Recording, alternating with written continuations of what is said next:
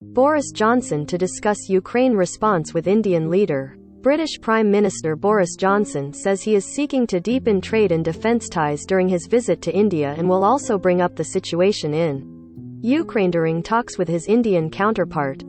New Delhi. British Prime Minister Boris Johnson said Thursday he is seeking to deepen trade and defence ties during his visit to India, and will also bring up the situation in Ukraine during talks with his Indian counterpart.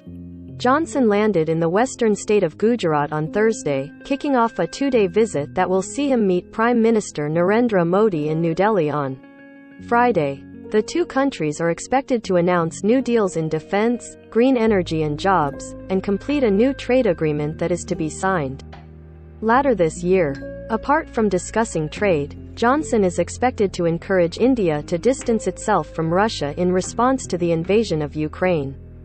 Johnson said he was aware of the close ties that India and Russia have shared. "We have to reflect that reality. But clearly, I'll be talking about it to Narendra Modi," he told reporters in Ahmedabad, where he landed. Modi has called the situation in Ukraine very worrying, and has appealed to both sides for peace. While India has condemned the killings of civilians in Ukraine, it has so far not criticized Russian President Vladimir Putin, and abstained when the UN General Assembly voted this month to suspend Russia from the Human Rights Council.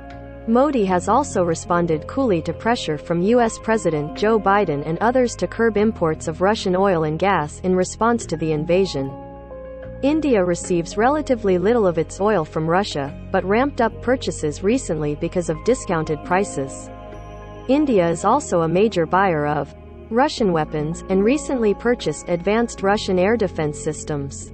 In Ahmedabad, Johnson met with Indian industrialist Gautam Adani and visited Sabarmati Ashram, the former home of Indian independence hero Mahatma Gandhi.